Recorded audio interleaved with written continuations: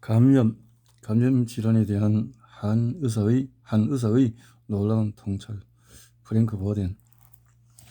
항생제에 대한 신화.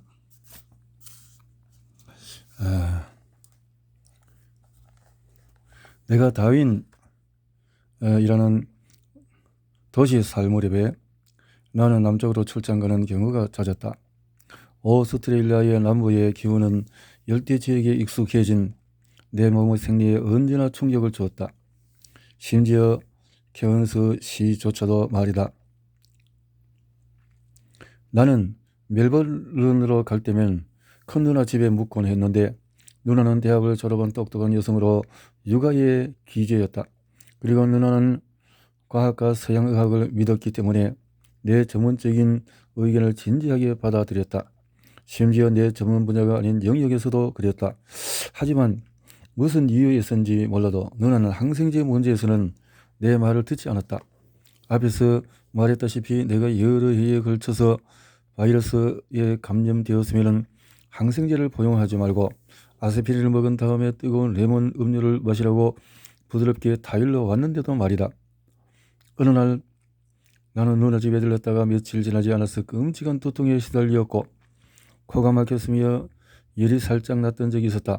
나는 내 부비강과 코 양옆을 들여다본 다음 급성 부비동염이라고 스스로 진단했다.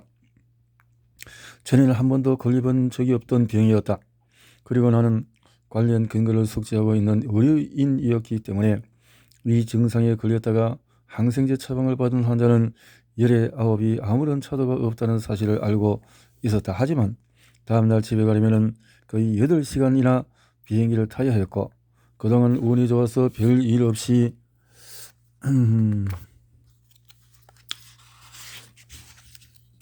별일 없기를 바랄 뿐이었다.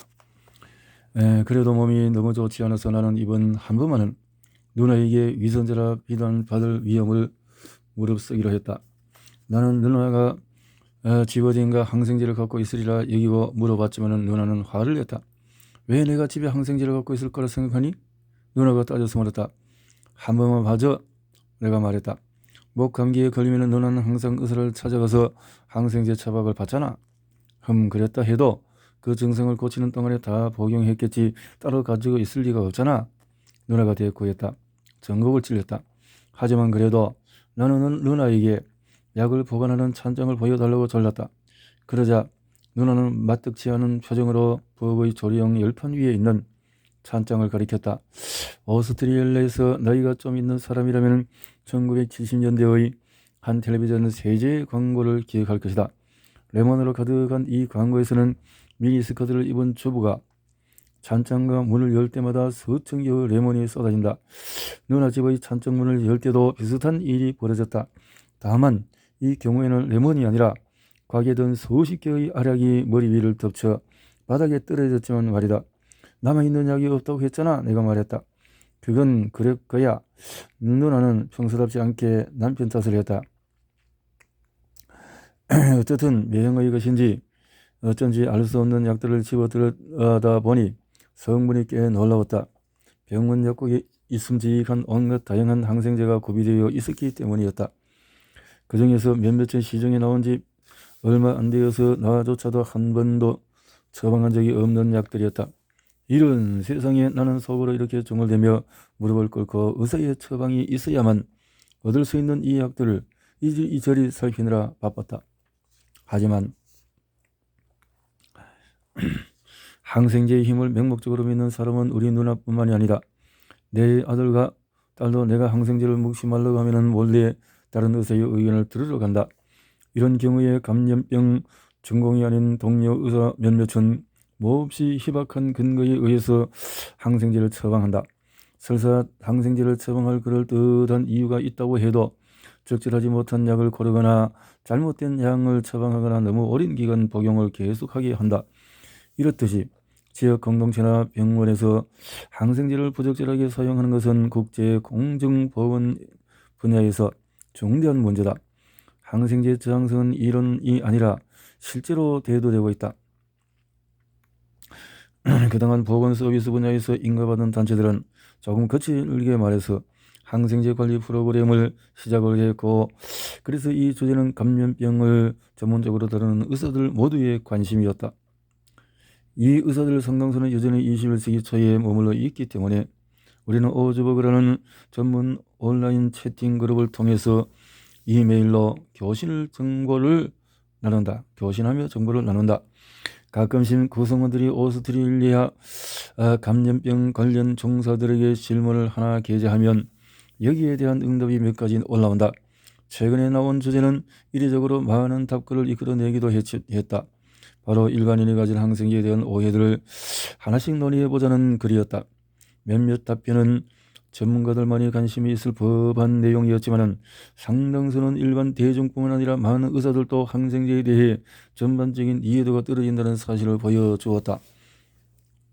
개념이 무척 많이 돌아다니고 있었는데 이것들은 널리 퍼졌지만 교정이 필요한 내용들이었다. 그래서 나는 여기서 나온 게시물을 수합해서 7가지의 명제로 정리해 보았다. 이 7가지는 진실일 수도 오해일 수도 있지만 둘 다일 수도 있다. 참가자들은 오즈버그라고 불린다. 이걸 참가자 오즈버그. 오해 1. 항생제가 꼭 필요한 상황에서도 의사만이 약을 처방할 수 있다.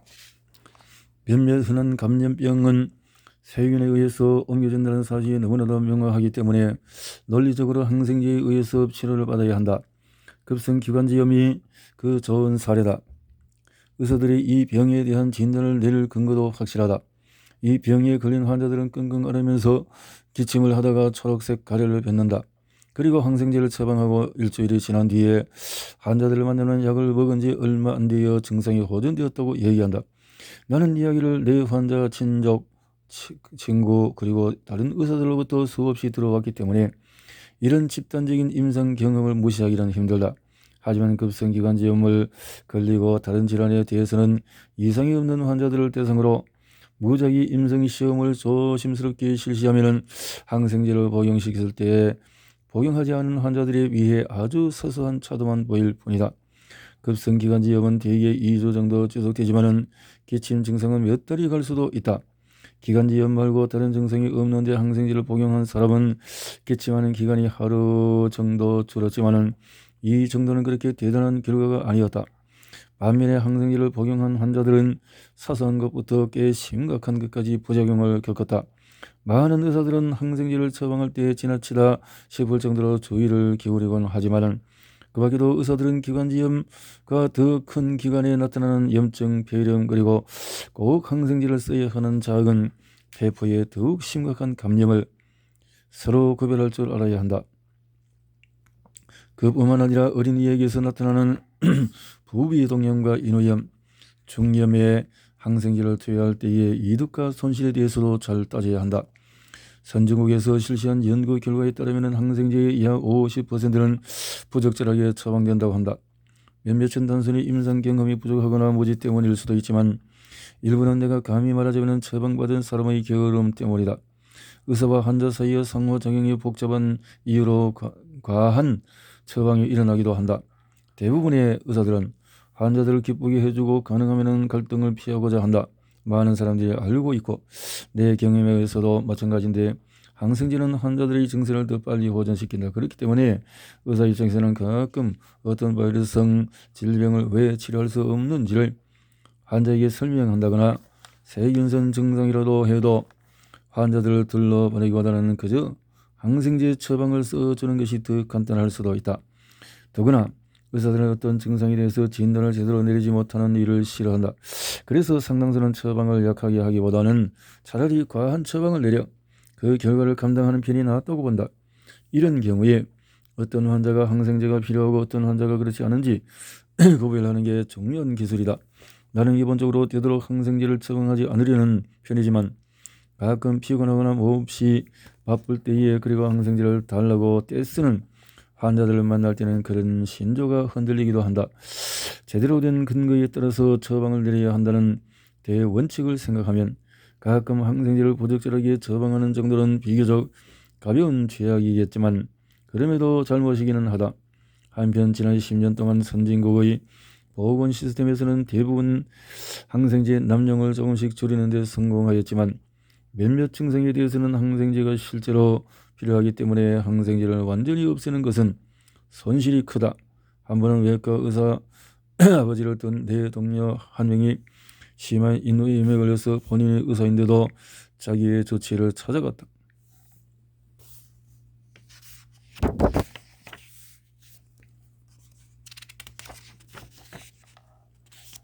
더 심해지면 다시 찾아오려는 조만 남길 뿐이었다.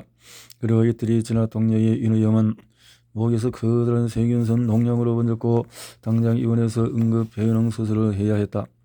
만약에 저의 덜 살이 깊은 의사에게 찾아갔다면 항생제를 처방받았을 테고 몸에 메스를 대는 사태는 피했을 것이다.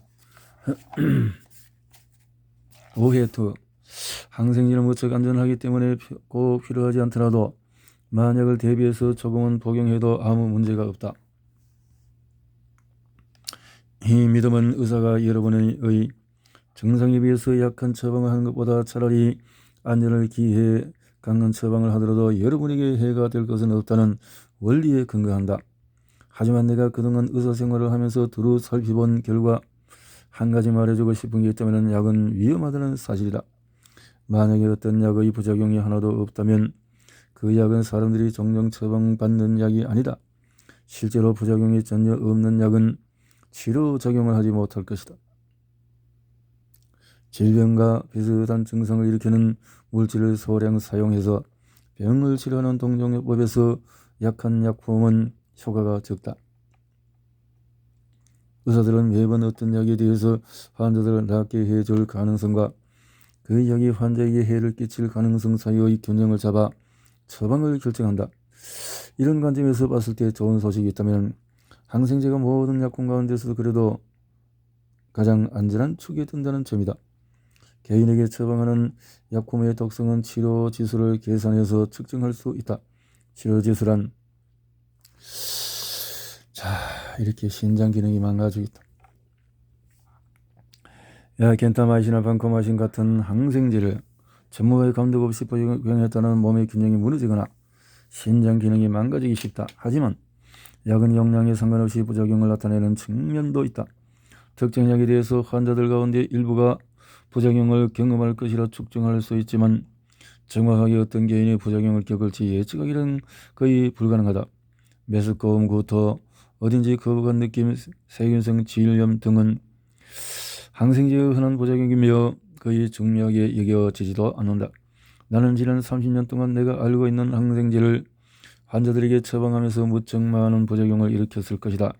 예컨대 그동안 나는 별로고 그렇게 좋아 보이지 않는 다양한 알레르기 반응과 함께 신부전, 간염, 급성 정신병 반응, 골수부전, 심각하고 다루기 힘든 설사, 심계항진, 실명, 통제되지 않는 가려움증 등을 지켜봤다. 이처럼 부작용은 끝이 없다. 물론 이것들은 무척 드물게 나타나는 부작용이고 내가 이런 환자들을 겪은 이유는 단순히 그동안에 많은 환자를 진료했기 때문이다. 그래도 이런 경험을 겪다 보면은 엄청나게 태평한 성격이 아닌 이상 항생제에 대한 우려를 하게 된다. 그렇다. 항생제는 꽤 안전하지만 그렇다고 완벽하게 안전하지는 않다. 만약에 누군가 생명을 위협할 정도로 심한 감염 증상을 보인다면 의사들은 항생제를 처방해야 한다. 세균을 죽이는 효과가 강력하다면 아무리 치료지수가 낮고 부작용이 꽤 심하다 해도 어쩔 수 없다. 하지만 항생제가 듣지 않는 병에 걸린 환자라면 이런 사례는 항생제를 많이 복용해봤자 효과가 덜하다. 오해. 항생제는 반드시 정해진 기간을 꽉 채워서 복용해야 한다. 내가 봤을 때는 이것이야말로 가장 널리 퍼진 신화다.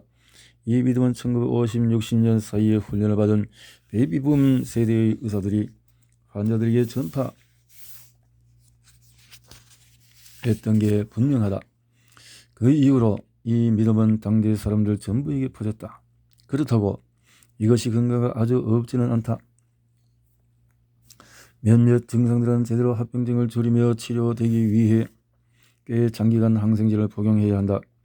예를 들어 폐혈증 인두염에 걸린 어린이라면 이러한 것에서 열과 신장합병증이 뒤따라오지 않도록 하기 위해 10일 동안 페니실린을 복용해야 한다. 또 피 속에서 황색 포도당 구균이 발견된 환자들은 최소한 2주 동안의 항생제 점액 주사를 맞아야 하고, 몸속에 숨어있는 세균을 완전히 몰아내려면 그보다 주사 기간을 늘려야 한다. 뼛속이나 심장 판막에 감염이 일어나거나 간에 농양이 생기면 몇 개월은 항생제 치료를 받아야 한다. 궤력균이 발견되면 재발을 막거나 감염에 대한 저항력을 키우기 위해서 여러가지 약을 적어도 6개월은 복용해야 한다.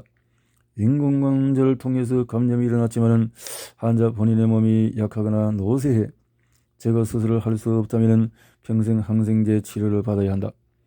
하지만 이런 심각한 감염은 상대적으로 드문데도 우리는 흔한 질병에 대해 지나치게 오래 항생제 치료를 한다. 그리고 치료기간이 늘어날수록 환자가 부작용을 겪거나 세균에 대한 저항성을 키울 가능성도 높아진다.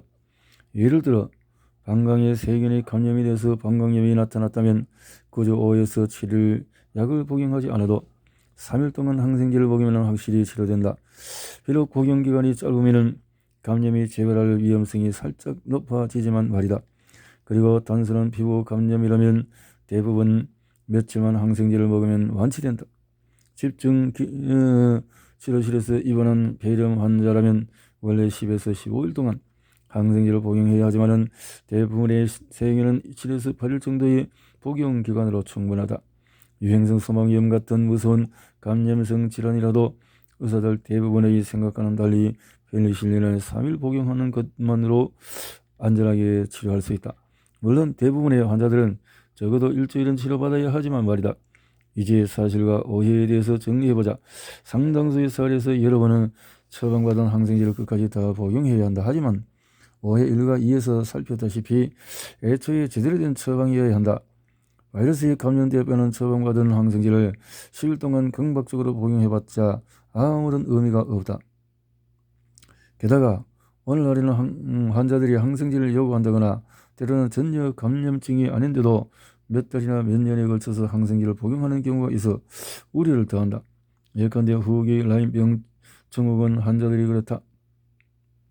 이런 사례에서는 항생제를 아예 복용하지 않는 것이 낫다. 그러니까 항생제는 일시적으로 오해사 좁은 범위에만 효과가 있는 항생제에 비해 강범위 항생제가 더 강력하다. 이 믿음 때문에 매년 항생제를 오용하는 사례가 수백만 건은 생긴다. 이것은 환자보다도 약을 처방하는 측이 갖기 쉬운 오해다. 상당수의 항생제는 특허가 만료되어서 생산비가 저렴하기 때문에 제약회사로서는 의사들이 싸고 오래된 약보다는 비싸고 새로운 약을 처방하기를 바란다. 두 가지 약효 면에서 차이가 없다고 해도 말이다. 이런 경우에 새로 나온 약들은 대부분 강범위 항생제. 다시 말하면 여러 유형의 세균을 죽일 수 있다. 이 특성은 장점으로 마케팅되는 경우가 종종 있지만 동시에 골칫거리이기도 하다. 강범위 항생제는 우리 몸속에 사는 죄 없는 방관자 세균들도 죽여 없애는데 이 세균들은 요즘 들어서 사람의 건강에 필수적인 역할을 한다는 점이 점점 밝혀지고 있다. 강범위 항생제가 무척이나 유용하다는 데 의심의 여지가 없다. 감염증에 시달리는 무척 아픈 환자